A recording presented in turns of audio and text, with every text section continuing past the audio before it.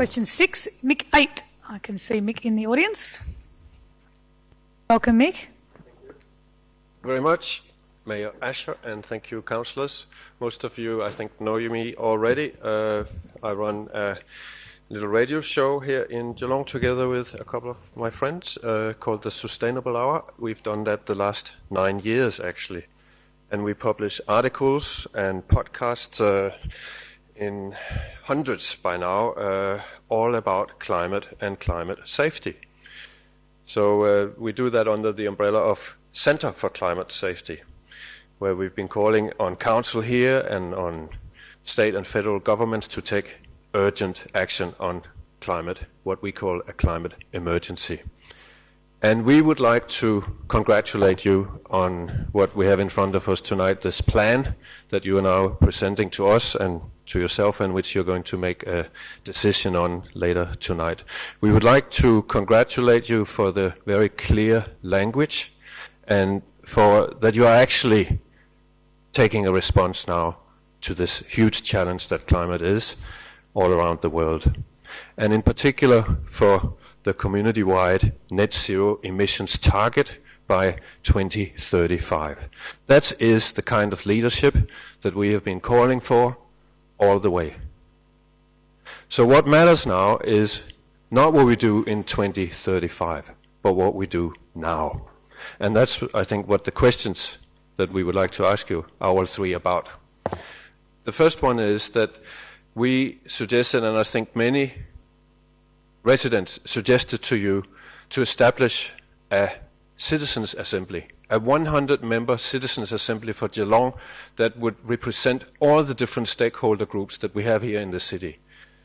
I think you're all familiar with the idea of citizens' assemblies, which is not just some idea, it's actually a thing that's being tested in other countries, in France and in the UK, as a way of upgrading our democracy and actually making it work. And it's a very successful way when it comes to making decisions on difficult topics, which climate change and the climate emergency is one of those difficult things to make decisions on and to get the community on board with. So the question is, why was this recommendation or suggestion from residents ignored, not even acknowledged in the plan? And I know that you have established a board or an advisory committee, or what you call it, a sustainability advisory board, which is great.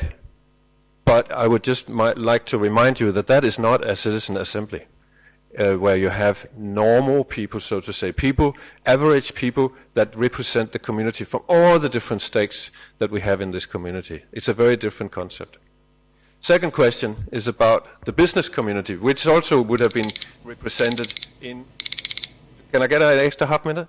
Okay, thanks. The business community is really important to get on board when we talk about climate, because a lot of the emissions that we have in the city come from industry and from big companies. So you even write in the plan that many companies in the region need help to make significant change. So we're wondering, why does the plan then not have more initiatives that actually could provide and facilitate that kind of help which is needed? Where is that leadership going to come from within the business community? That's the question, number 2. And thirdly, this is something about numbers. We are missing in the plan some more specific interim targets. It's great to have a target in 2035, but I don't know how many of you will be councillors in 2035. We need some targets that are much closer. We need to know where we're heading in 2025, and maybe every 5 years or even every 2 years. What are the targets on this journey?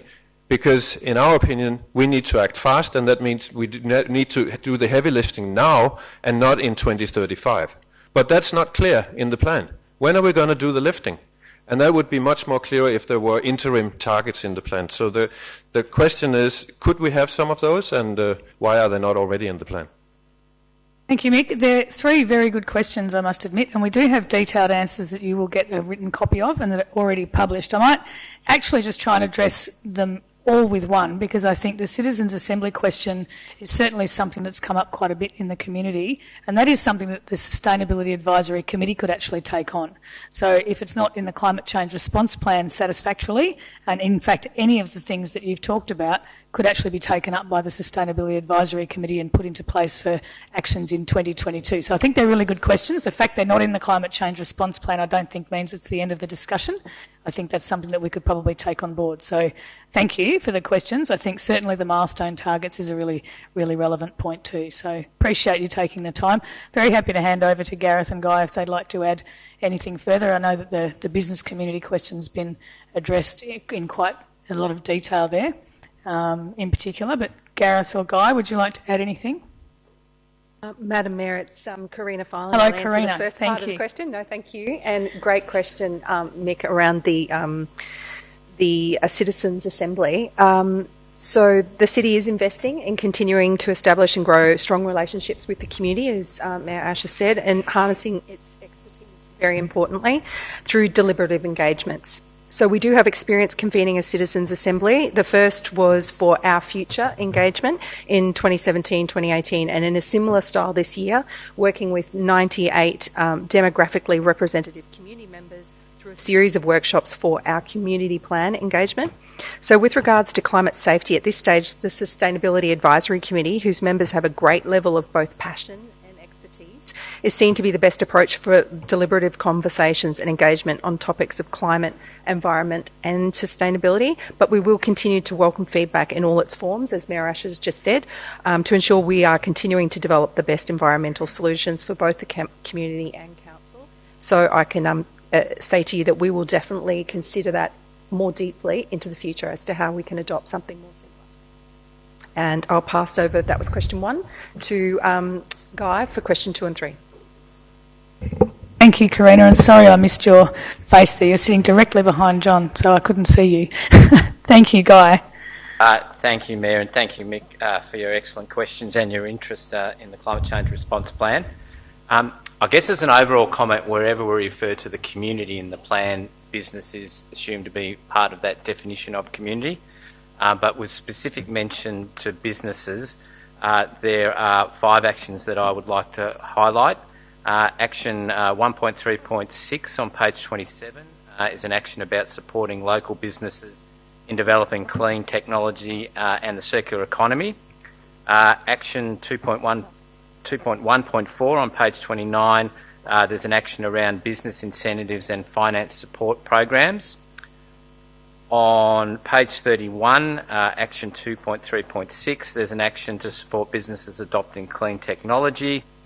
And on page 43, action 7.1.4, there's an action around supporting businesses to develop climate mitigation and adaptation programs.